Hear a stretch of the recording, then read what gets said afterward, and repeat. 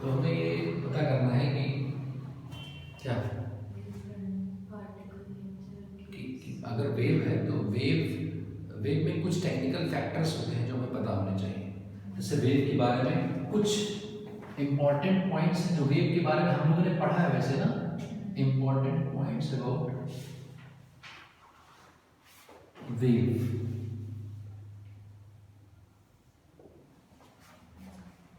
तो जैसे वेव जो है, वेव अगर साइनोसॉइडल वेव है, ऐसा साइनोसॉइडल है ना, पढ़ा था मतलब ये अगर वेव है तो ये वेव कैसी होती है, जैसे ये ऐसा ऐसी होती है ना, ऐसे यही वेव होती है साइनोसॉइडल, साइन कर्व वाली वेव होती है। तो इसको अगर हम ये कहें तो ये वाला जीरो एंगल होता है। अगर साइन फंक्शन पे है तो ये पाई होता है क्या, और ये पाई बाई 2 होता है। ये क्या होता है 3 पाई बाई 2, और ये होता है 2 पाई। ऐसे होते हैं वेव्स। तो ऐसे एक और वेव अगर मैं ड्रॉ कर दूँ, ऐसे ही, तो ऐसे ही अगर एक वेव और ड्रॉ कर दी जाए तो यहाँ पर भी ये पाई बाई 2 होगा ना, ये बोलो, और ये पाई होगा। तो इन दोनों वेव्स की, है ना, इन दोनों वेव्स का ये पॉइंट देखो ए और ये बी एक ही फेज में है कि नहीं, फेज में है कि एक ही टाइम पर तो मैक्सिमा हो रहा है। जैसे ये वाला पॉइंट जब ये मैक्सिमा है तो ये भी मैक्सिमा है, जब ये कुछ देर के बाद नीचे यहाँ आएगा तो ये भी यहाँ आ जाएगा।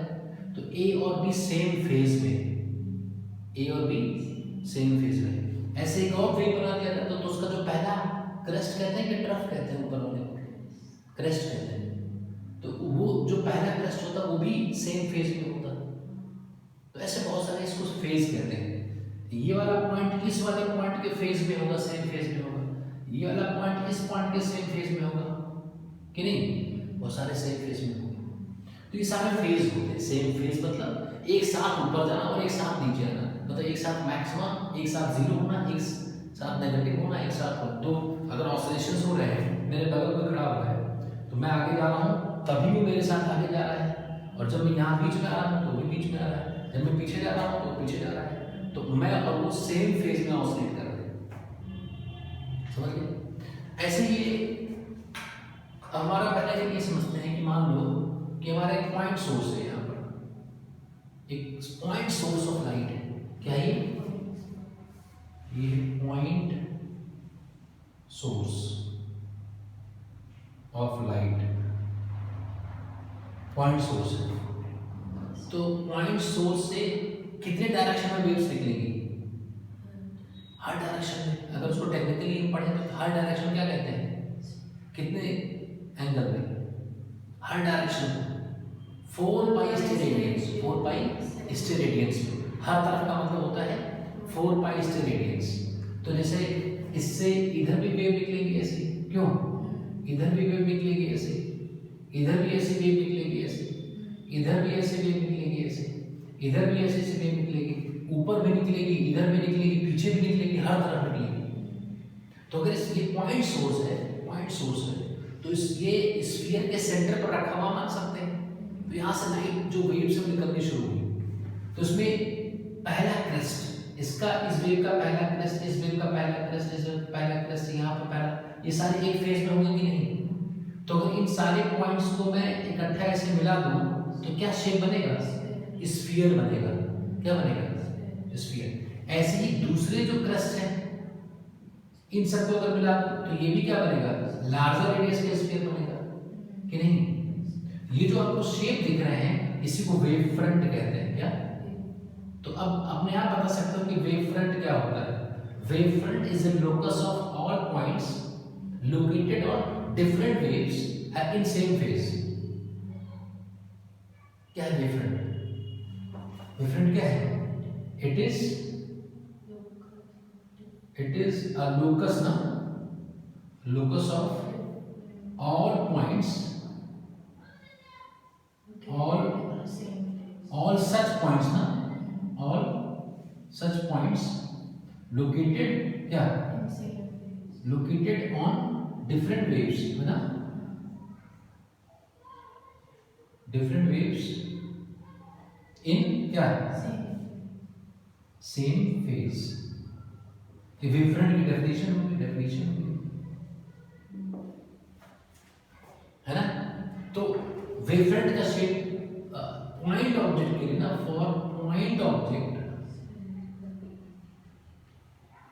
शेप ऑफ वेवफ्रंट इज क्या, इज स्फेरिकल, है ना। ऐसे ही अगर कोई कैंडल है, कैंडल जैसे इसीलिए देखिए, ऐसे हम और इसका बनाते जाते हैं अगर, तो एक वेवफ्रंट ऐसा बनता, फिर और ऐसी वेवफ्रंट बनती ना, ऐसे बढ़ते बहुत लार्जर रेडियस की। जब भाई सारे क्रस्ट को जैसे कई देर तक लाइट यहाँ से जाती रहेगी, तो टी टाइम में कोई लाइट कितना ट्रैवल कर जाएगी, ct डिस्टेंस, ct। तो टी टाइम पर अगर हम देखें कि कोई क्रेस्ट यहाँ था t बराबर 0 पर, तो टी टाइम में कहाँ पहुँच गया होगा, कितना डिस्टेंस, ct। तो टी टाइम पर जो वेवफ्रंट मिलेगी उसका रेडियस ct होगा, पूरे स्फीयर होगा। क्यों? तो ये जो स्फीयर मिल रहा है ना टी टाइम पर,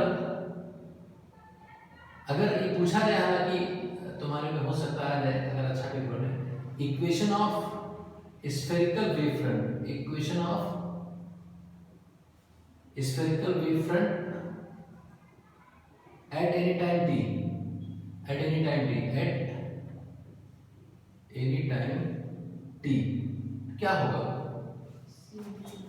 स्फीयर की equation x square plus y square plus z square, क्योंकि स्फीयर है ना, अगर सिर्फ एक्स वाई होता तो प्लेन होता, जेड भी होगा, बराबर रेडियस ct का होल स्क्वायर, ct स्क्वायर।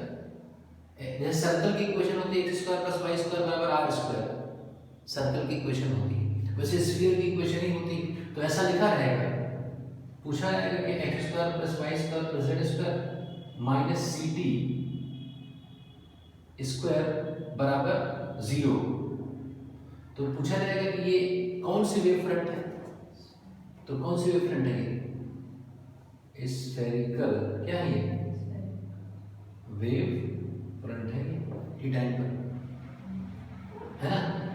और इसका सोर्स क्या है, इसका सोर्स क्या है, source is point source, source is a point, बस ये हो गया, है ना। तो स्फेरिकल वेवफ्रंट की स्टोरी। अच्छा, काफी डिस्टेंस के बाद, काफी टाइम के बाद इसका रेडियस बढ़ता जाएगा। तो अगर काफी टाइम के बाद हम बात करें तो मतलब at t tends to infinity after a long time, तो रेडियस भी बहुत ज्यादा हो गया होगा। तो जो स्फेरिकल वेवफ्रंट्स हैं वो प्लेन हो जाएंगे ना। अरे इंफ्रारेड रेडियस का एक स्फीयर बनाओ, जैसे अर्थ इंफ्रारेड रेडियस का स्फीयर है, तो प्लेन ही तो दिखता है, छोटा सा अगर पॉइंट लेते हैं। तो इसका जो वेवफ्रंट होगा काफी डिस्टेंस के बाद, जैसे अगर सोर्स बहुत दूर रखा हो, इनफाइनाइट डिस्टेंस पर रखा हो और हमारे पास उसकी वेवफ्रंट आ रही हो, तो हमें प्लेन दिखेगी, नहीं समझे। तो स्फेरिकल वेवफ्रंट बिकम्स क्या, प्लेन वेवफ्रंट। यहाँ से चलता हुआ चला जाएगा ना ये, तो अगर चलता हुआ चला जाएगा तो इसका पोर्शन अगर कट किया जाए इनफाइनाइट डिस्टेंस पर, तो ये प्लेन ही तो मिलेगा, ये नहीं समझे भाई। तो एक्चुअली प्लेन वेवफ्रंट नहीं होती, ओरिजिनली वेवफ्रंट स्फेरिकल होती है पॉइंट सोर्स के लिए। वो हम बना सकते हैं, मतलब काफी डिस्टेंस के बाद उसको हम मान सकते हैं कि प्लेन वेवफ्रंट होगी। तो प्लेन वेवफ्रंट अगर हमें चाहिए तो सोर्स कहाँ रखना चाहिए, इन्फिनिटी पर। अब इन्फिनिटी पर रखेंगे तो बहुत डिम हो जाएगी लाइट। अरे हमें लाइट भी तो चाहिए, तो अगर इन्फिनिटी पर रखेंगे तो बहुत डिम हो जाएगी। तो क्या तरीका है,